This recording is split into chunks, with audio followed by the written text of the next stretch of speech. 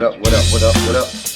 It's me, L Teddy 27. What's good? It's night right about the hood. Oh, dear God, I'm already eating and drinking. Look a damn mess, just a damn mess. No means no, and yes means no.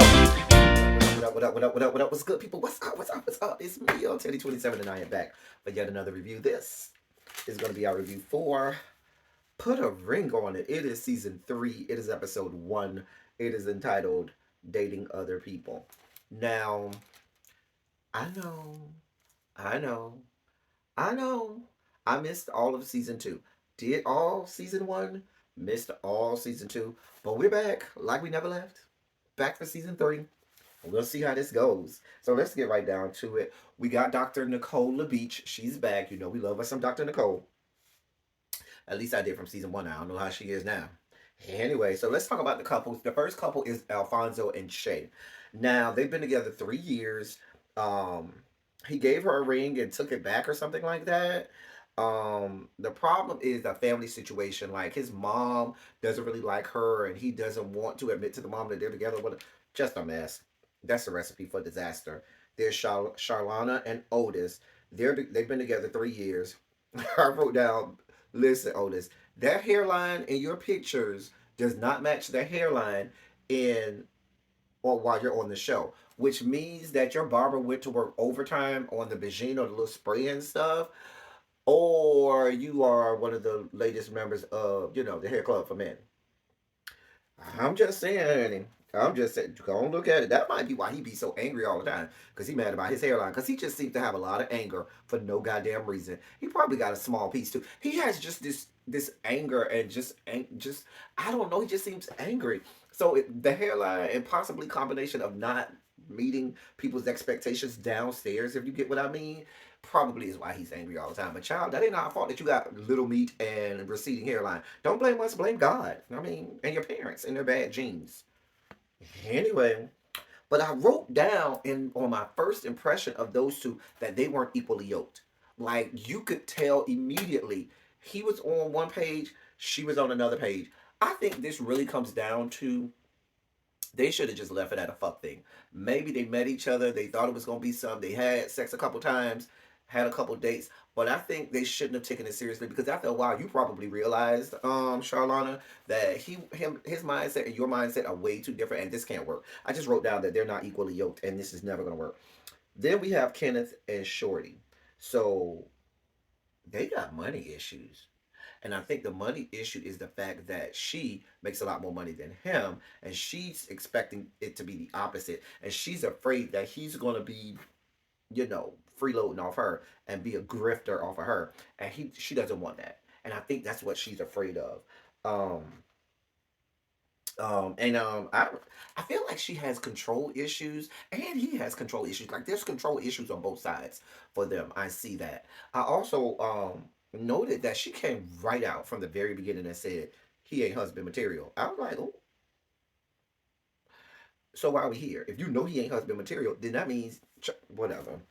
Anyway, because this project or this experiment ain't gonna make him husband material all of a sudden. But I guess Dr. Nicole says that this week the ladies are gonna go out on dates. So she also says that one of the ladies is going to get a surprise guest, somebody who's been there before. I immediately said, "Oh, it must be Hollywood. It must be Hollywood." And sure enough, it was Hollywood. We'll get there in a second. First, we got Shay. She goes out with some dude named Brian. Now, Brian got body yada yada yada yada yada yada yada tall, real dark chocolate, handsome, but that outfit was not hitting. Like, that shirt, them jeans, it just wasn't hitting on. I ain't like the outfit at all, Brian. But it was an attractive. He was an attractive, tall, dark skinned man. Um, we then see Shorty ends up going out on a date with, like I said, Hollywood, and I said it's gonna be Hollywood. It's gonna be Hollywood, and sure enough, it was Hollywood. So Shay and Brian's date. So Brian took her to go to some spin art class or something like that, where they did the paint and it spins around or whatever.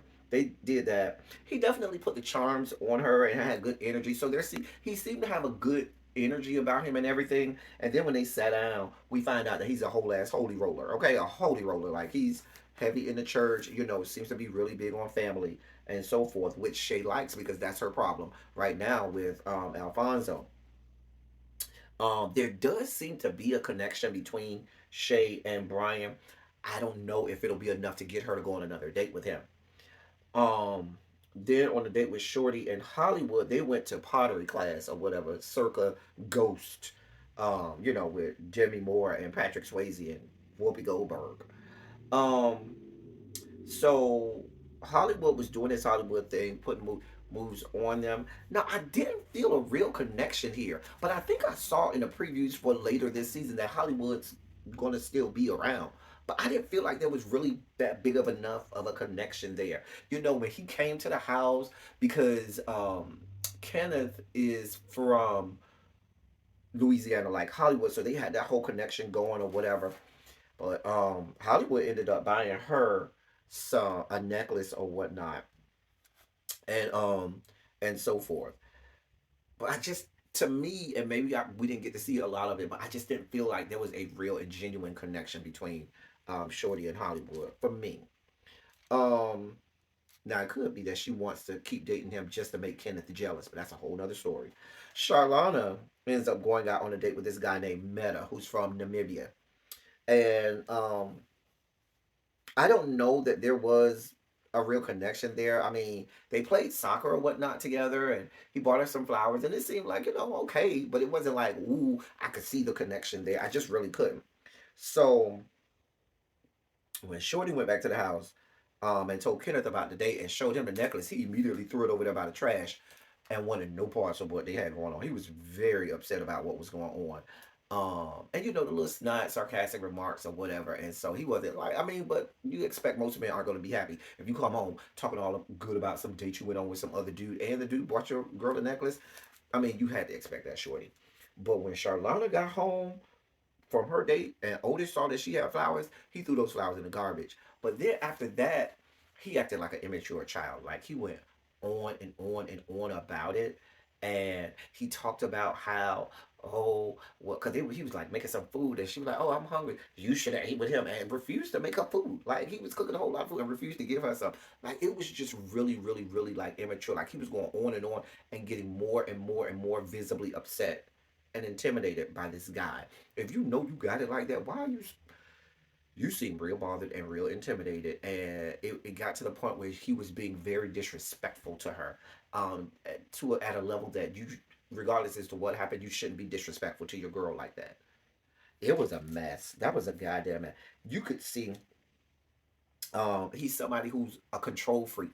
Like he considers himself to be a traditional guy, and he's the man of the house, and he calls the shots, and he controls everything.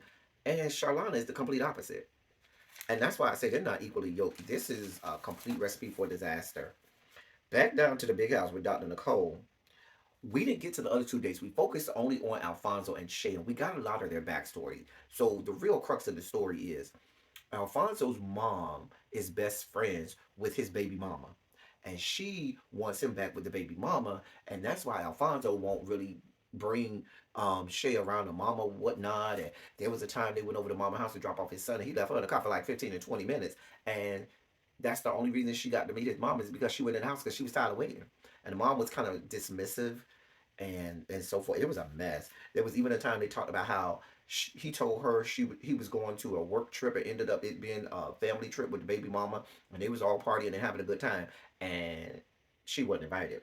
So, and it seems, and I'm with her, I'm with Shay on that. Like, if it's gonna be this much of a problem and much of an issue, what are we doing? Why are we here? And Shay, you better see the writings on the wall. I just don't be seeing, and it kind of went off from there.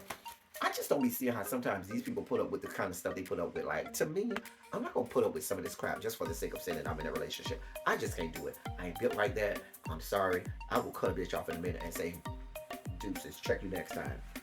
Anyway, that was kind of the whole episode. I'm interested to see what Dr. Nicole has to say about Otis and Charlana, because that situation is an entire fucking mess.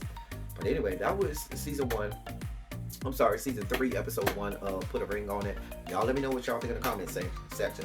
That's all I got for y'all. Until next time, thank y'all for coming. Y'all drive safely. How about?